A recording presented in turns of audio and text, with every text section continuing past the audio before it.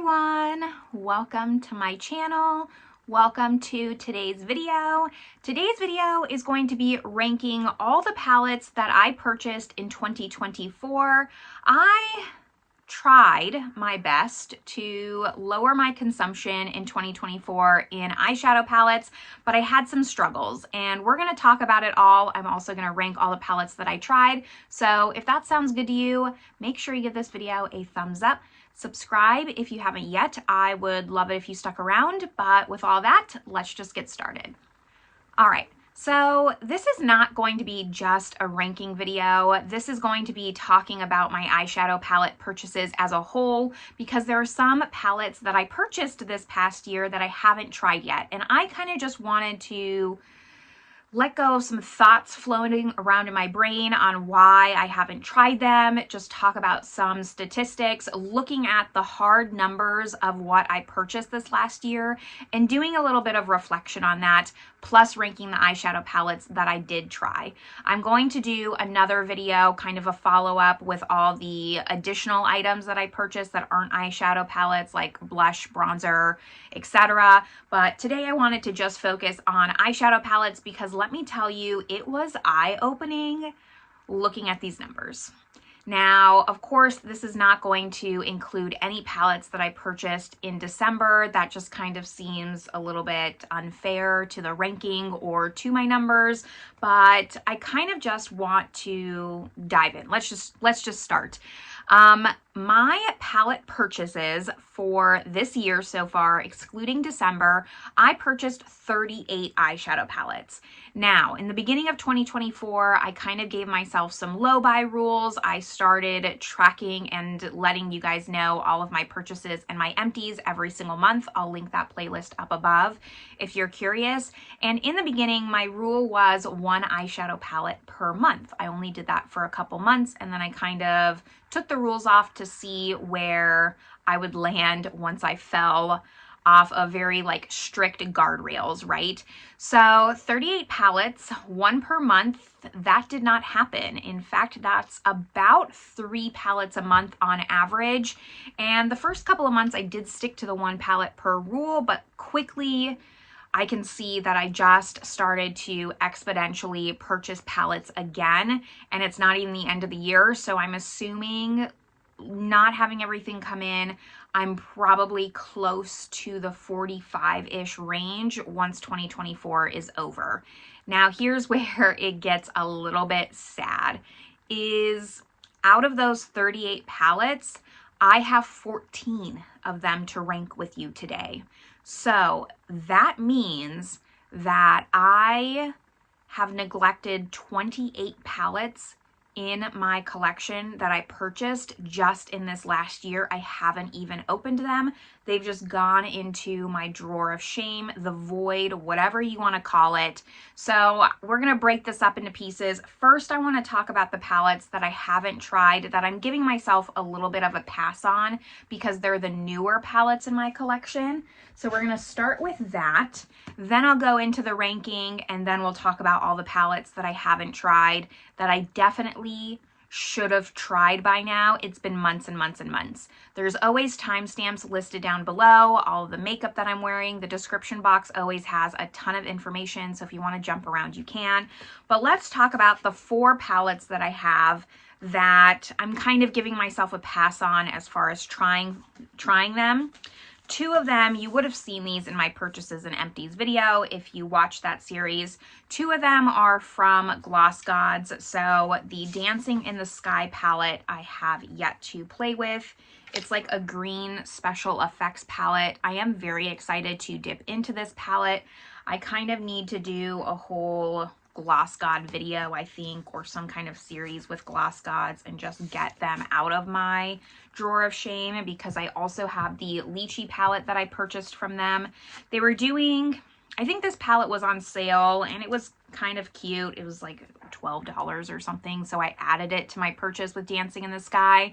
Dancing in the Sky was the palette I really wanted.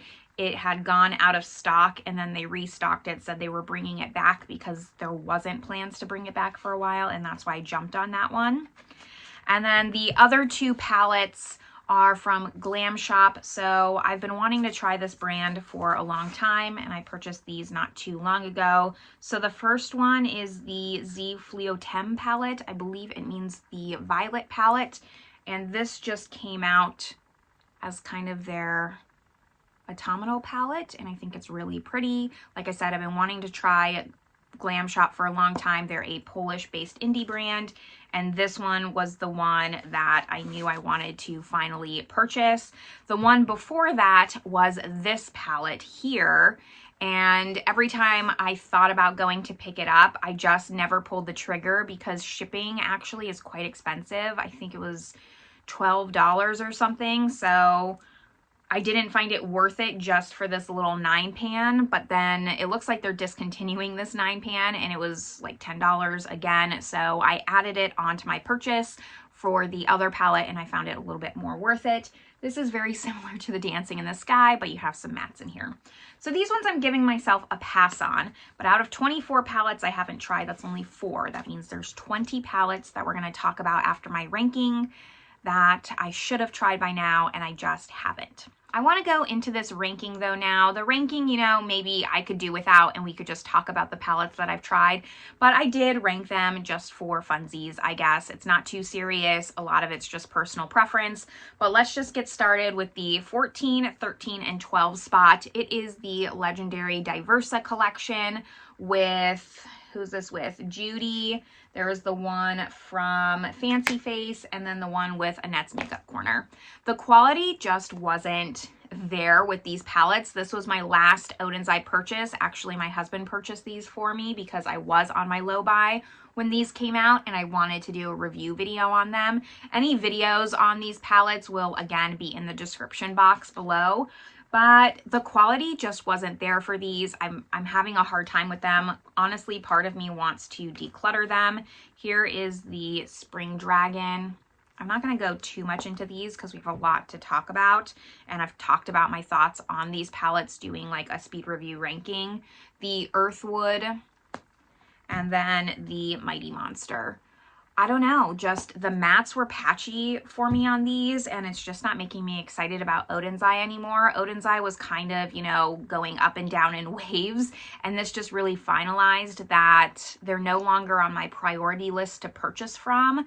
Being that I'm trying to watch my purchases a little bit more, they've just got knocked off. If I was back where I was just buying, I'm sure I would continue purchasing from Oden's Eye, but something really special is going to have to pop out for me to want to purchase them from them again. Now we go into the number 14, 13, 12, 11 spot. This is the Tom Ford Quad in Smokey Quartz. I purchased this from the cosmetic company when I went to Louisiana in May. It's an all cream palette. I did mean to pick up the Rose Topaz all cream palette, the one that Teresa's Dead always raves about, but I ended up getting this one. This is just an all matte palette and it's a companion palette. This is not something you can get one look out of. The creams are fine, but if you layer them on top of each other, they definitely crease.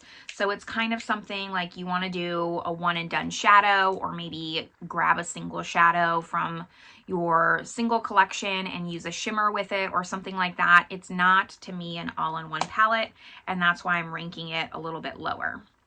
But then we get into number 10, and a lot of these, I will say from here on out, are great formulas. These two were the duds. The rest of them is more based on just color story and how much I'm going to use them. But number 10 goes to the Blend Bunny Longing palette, my first Blend Bunny palette, and really pretty. I can see why everyone talks about Blend Bunny, but they're not curated for an audience like myself who just really loves neutrals with pops of shine. So I am just not creative enough for this palette. It's really pretty. Love the quality. Love the shimmers. There are a lot of mattes in here I could do without. I could really do without this row. I could take this whole entire row out. It's too many deep mattes for me, but it is really pretty. I like the formula. The other color stories are just a little bit better, which then brings us to number 9. Beauty Bay Reckless Romance. This was my January purchase, my very first palette purchase of 2024, and it was my first time trying Beauty Bay palettes. I fell in love with their formula. Really, really enjoyed this formula a lot. I would say it has kind of a similar formula to Unearthly. Now, Unearthly's formula, in my opinion, is much more sparkly.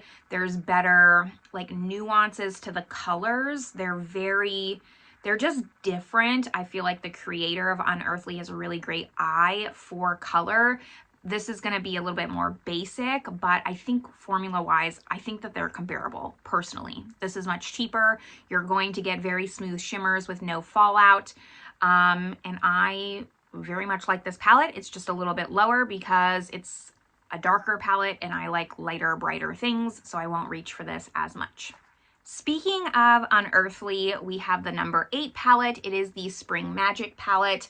I wish that Unearthly would kind of stick with the 12 pans. I don't love these new 18 pan palettes. They're just a little bit bigger than what I want. But this is a really nice palette. Like I said, very comparable to Beauty Bay, just in that the shimmers don't have that much fallout. I find the formula to be very workable for a wide audience, but this is much more impactful, which is why it's ranked a little bit higher. Color story, still, again, it makes it more of the middle, less of the top. These blues here, but these 2 rows, stunning, perfect, an everyday palette for me. And then if I wanted a pop of blue, I could do a pop of blue. I think this was a really pretty palette.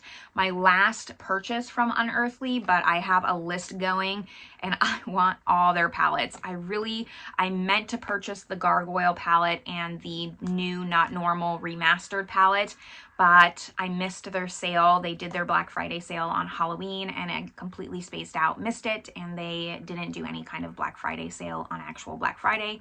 So I'm a little bit sad, but I'm gonna wait for the next 40% off sale. I know one's coming, and then I'll pick up the palettes that I want.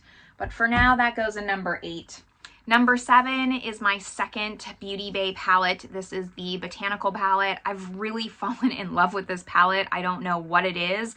I was on the fence about this palette. I almost didn't pick it up, but it turned into a surprising win. Just love the color combinations in here.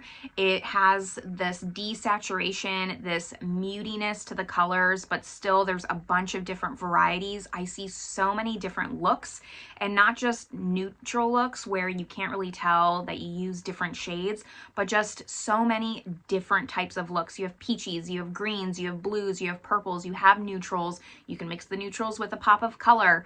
I think this palette was fantastic. I wish that Beauty Bay kept their more limited edition palettes a little bit longer so everyone could get their hands on them. I think that that's something they could really improve on, would be my feedback. They could still keep them limited edition, but longer than 6 weeks would be a lot better.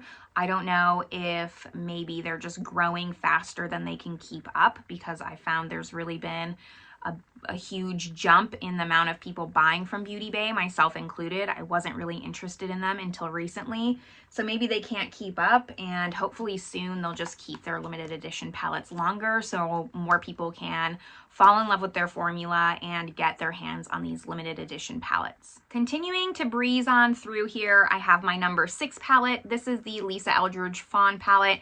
Definitely a little bit of an impulse purchase for me, but I very much love this palette.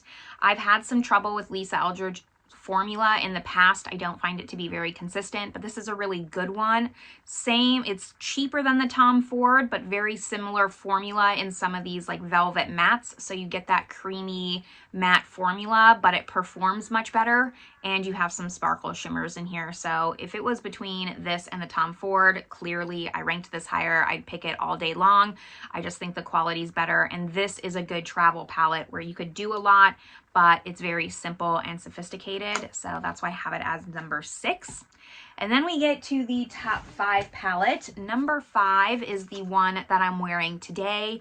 It's the Adept Cosmetics and Amy Loves collab. So like I said, I'm wearing this palette today. I really love the look that I did with it. It doesn't look like super well loved, and that's because I just recently pulled it into Shop My Stash it's been like almost a month now. I'm almost done playing with this palette, and I've used it like a handful of times, 6 or 7. So I'm still kind of learning the formula of this and really putting it to the test against my other Adept palette that I had. I talked about that in my previous video, talking about my 2023 palette purchases, and this formula is definitely better. It's not a huge winner in my book, only because, again, like, all the mattes are dark. There's not even a mid-tone. They're just really dark mattes, and I wish that even like this one or this one, these two are pretty similar. We could have swapped it out for a lighter matte.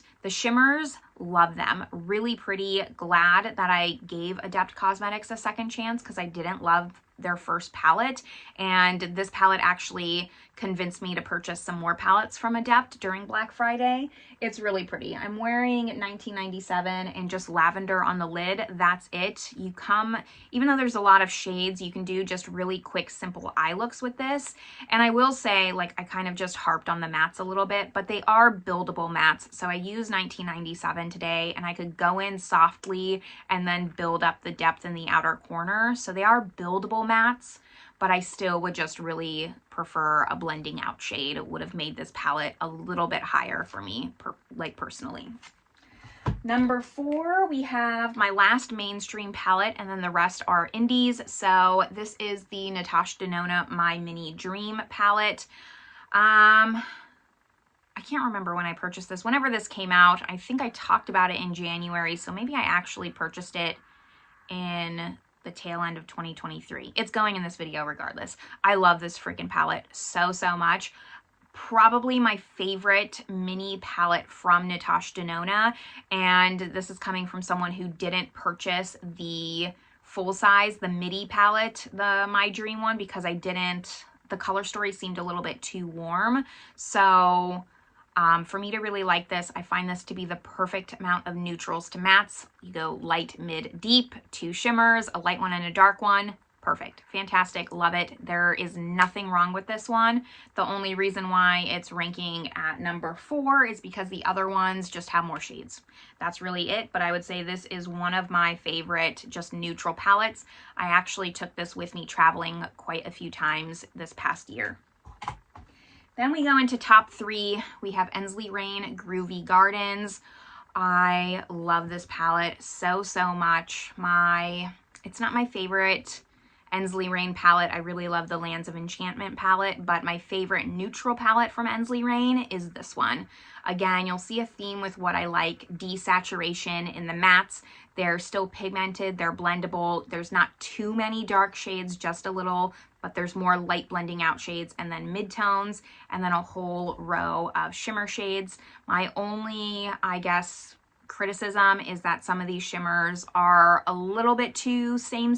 I wish there was a little bit more variety in the shimmers with the colors, but they are different enough where I wouldn't say they dupe each other. I just would have preferred maybe less greens and more of maybe like a color like this that wasn't just this one, because this one's a very flaky texture one, and I would have liked, yeah, just like a more metallic kind of pinky one would have made this palette much better. Then number 2 and number 1 should be no surprise, because I just talked about these in my last palette ranking video when I did a speed reviews. But number 2 is going to go to the Glaminatrix Barely Basic. Love this palette. Just what I talked about with the Groovy Gardens. You have a light row, a mid-tone row, a dark row, then you have a shimmer row and an inner corner iridescent row. This is what I would do with a palette. I wouldn't say I would necessarily choose these shades, but the layout where you go down in a row for each look with the mid, light, and deep mattes, this is how I would do a palette. I just would pick different shades. So I love this. I use this all the time. I think it's fantastic. But my number 1 palette for this past year stays the same as my last ranking. It's the Kema Cosmetics Boujee Boudoir. I don't know what this palette has on me, but I just love it so much. Again, criticism, because I always like to give pros and cons. Some of these shades, the mattes in the palette, aren't true to pan. They do pull a lot more pink than what it shows. Like this kind of looks more rusty. This even here looks kind of like a rosy brown, but it pulls much more pink on the eye, I noticed. Still though, love it. You have different kinds of shimmers, a variety of shimmers, dark shimmers, different kinds of just neutral shimmers, an inner corner, really pretty iridescent shimmer. Then you have just like this pop of blue if you want to do something a little bit more cool tone glam. I think this palette is perfect. I love it so, so much. And it stays #1 for 2024, 100%. And now that we've gone over the palettes that I gave myself a pass on, the palettes that I actually tried and ranked them, we're now going to go over the remaining 20 palettes that I purchased this last year and I haven't even gotten around to trying, and we're going to just talk about my thoughts on them. The first ones I want to talk about, they're not necessarily palettes. I still wanted to include it in this video and not my follow-up miscellaneous video. I have this Half Magic eyeshadow single. This is in Blushing Lizard. I purchased this when I was in Louisiana in the States because I can't really find Half Magic here. Maybe I can, but I think Beauty Bay has them now. I just haven't purchased from Beauty Bay and Half Magic, but I saw this in Ulta. Super pretty, love it. I know the reason why I haven't pulled this in is because I don't pull single shadows into my Shop My Stash, which is a way that I really, if I'm not doing a dedicated video, that I rotate through my collection. So I don't pull single shadows in, and I have a different project that I focus on my singles with, and this one hasn't gotten pulled. I think to remedy this situation is now, if I ever purchase something like this in the future, I need to pull it into Shop My Stash that same month, and that's kind of going to be my plan go forward. I also have this liquid single. This is from Lancome, and it's the liquid eye blusher. This was like an impulse purchase at Ulta the same time I bought that Half Magic. I was so excited for this. I don't know why, it just like caught my eye, but it's a really pretty, just neutral shade. I thought it would be a really pretty base, and it blended, but it stayed down. I don't know. I really, really like this, but I haven't used it. Again, same reason, just didn't pull it into a Shop My Stash, waiting for it to get pulled on my single shadow project pan. And that's going to be a long time because I have so many single shadows. I'm just leaving it up to chance. So next Shop My Stash that I do, which should be this week maybe, I'm not sure. I do it around the 3rd Thursday of every month. I'm going to be pulling these 2 products in specifically to get some use on and see if I like them, because I really, 2025 is going to be no more drawer of shame. It's going to be me working on all of my products that I have unopened in my collection and remedying that. Now we just have, I'm just going to pull palettes here. I have 2 more Tom Ford quads. I bought these at the same time that I purchased those quads. Let's just get all this stuff from Louisiana out of the way. So I have the Honeymoon quad. Purchased this at the cosmetic company. So it looks like this. This is a well-known color story from Tom Ford. I just purchased it in, I think, like the Valentine's packaging. Really pretty. Need to get some use out of it. Looking forward to using this. It just hasn't made the cut yet, so I need to go to that one.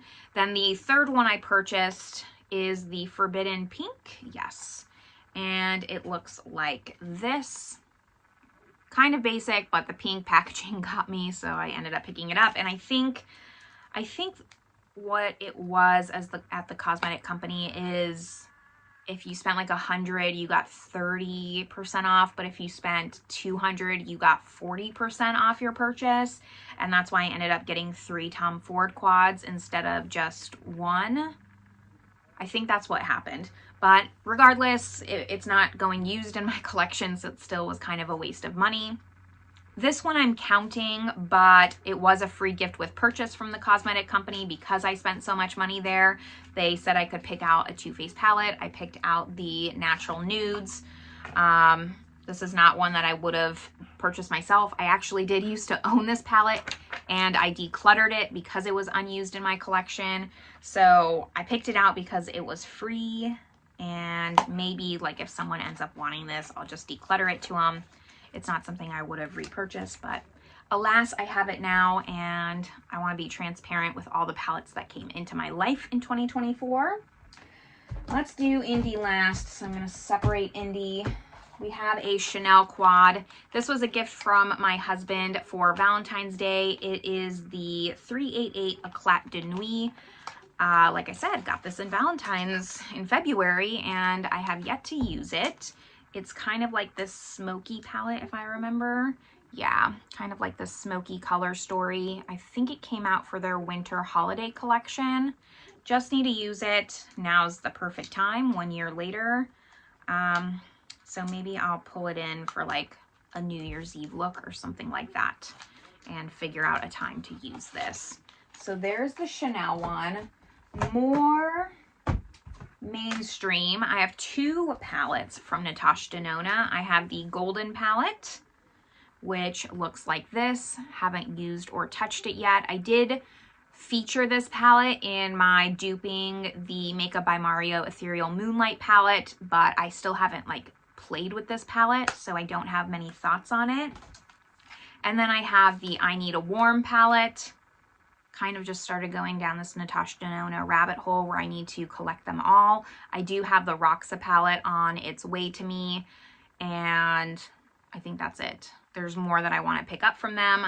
Haven't reached into this one though, just haven't had the time. I know that I purchased both of these when I was in Spain volunteering, so that was part of the reason. 2024, I was traveling a lot. But if I was traveling, I shouldn't have purchased, is kind of what it comes to. If I knew that I had so much waiting for me to try, I shouldn't have bought things. But I do remember specifically being in Spain and picking these up. I spent 3 months in Spain volunteering at a dog rescue. That's what, 25% of the year that I wasn't even home to be able to try some of these palettes. My last mainstream before we go into indie is the ColourPop Twilight palette. This palette made some waves on the internet. I am not like a Twilight stan. My best friend was, love her. But honestly, I just liked the color story, and now's a perfect time to play with it actually. I should pull this out before winter's over and get some use out of this, see if I like it as much. My last ColourPop purchase, so would really like to use it. Just again, other things have taken priority, so it hasn't been opened yet.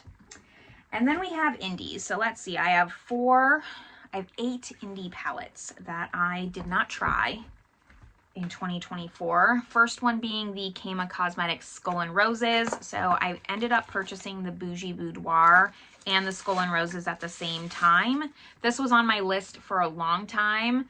But Boujee Boudoir is what made me pull the trigger. Since I love that palette so much, I really need to prioritize using this. It does kind of intimidate me with the red here, but if the formula is anything like the Boujee Boudoir, I think I'll really enjoy this. I've kind of been meaning to do a video on this palette, and that's also sometimes what stops me, is there's only so many videos I can feasibly make on YouTube here, so I am trying my hands at doing shorts and reels just to also maybe avoid this problem and try more palettes more frequently, because if I do that, do more short form content, maybe I can get my hands touching some more palettes in my collection. That's kind of my game plan for that. I have another new to me brand. I purchased this not too long ago, so this could maybe go in the pass pile, but I won't. I should have tried it by now. It's the NBA Cosmetics Wandering Soul palette. I just thought the packaging was so pretty. I haven't tried this brand yet, and it's very much like a springtime palette. So I need to put this in like a springtime. I have some thoughts. I'm going to go over my thoughts at the end here, but I'm really excited to play with this palette. I just have not yet. And let's see what I think of the formula. I haven't heard a lot of things about NBA Cosmetics, so if you've tried them and you love them or you dislike them, let me know down below. I did pick up the Nomad Haunted Europe palette. I wanted this palette right when it launched, and then I never picked it up. I didn't really know a lot about Nomad back then, and then they re-released it, so I had to pick it up for Halloween. And I was planning on doing a Halloween video with this, but I ended up doing a Halloween tag with the Ghost Town USA palette.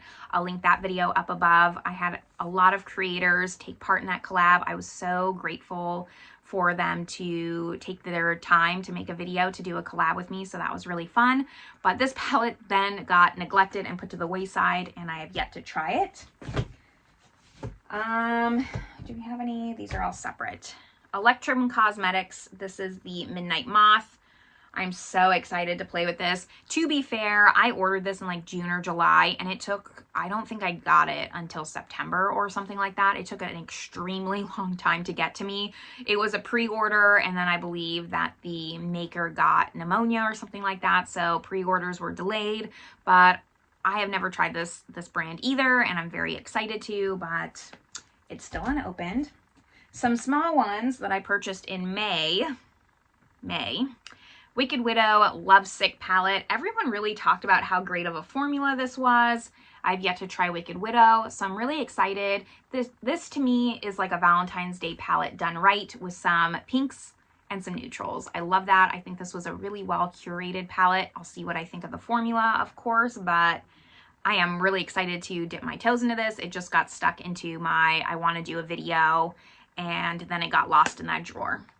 Same thing with the Terra Moon Cosmetics. This is the Lovers on the Sun. I am pretty embarrassed that I haven't tried this palette yet, only because I wanted this so bad, but it was so expensive. It is this little 6-pan, and it has 2 mattes and 4 really pretty shimmers, some purples. It just called to me right when it launched, and I finally like bit the bullet, purchased it. It was a very expensive palette, and then I haven't used it. So this is one I really want to play around with and see what I think of. Terra Moons has kind of started coming out with palettes, and I want to just see what I actually think about it instead of just looking at pretty shiny things and not putting them on my eyes. 2 more palettes to talk about. Gloss Gods Let's Get Nude. Again, I was planning on doing a video with this, and I just didn't get around to it. I actually really like this color story. I think it's a better color story than the new neutrals that Gloss Gods has. I'm very excited to play with this. My friend Bridget did a video on this palette, and she really enjoyed it, so I want to dip into it. I kind of wanted to compare it to the Natasha Denona I Need a Warm. Like, I wanted to do a battle and see if they were kind of similar enough, like if you needed both of them, but I don't know if that, I kind of felt like that video maybe wouldn't have made sense, or I couldn't really get a good grasp on how I would want to do that video, because I think clearly the shimmers are going to outperform the Natasha Denona, and it's just a matter of like, do you prefer indie shimmers or do you prefer mainstream shimmers? And you already know that. You don't need a video telling you which one's better. And my very last palette is the Glaminatrix Nocturnal palette. This is another palette that was kind of discontinued, and then it was brought back. And because I love Glaminatrix so much, I decided to pick it up. They also made the pans a little bit smaller, so this is like their mini version. I don't know if I would have purchased this palette if it was a new release, but because they brought it back and so many people speak highly of it, I know It's Just Steph really enjoys this palette. I ended up picking it up, and I don't think it was that expensive for an indie palette. I think it was like 35 euros or so.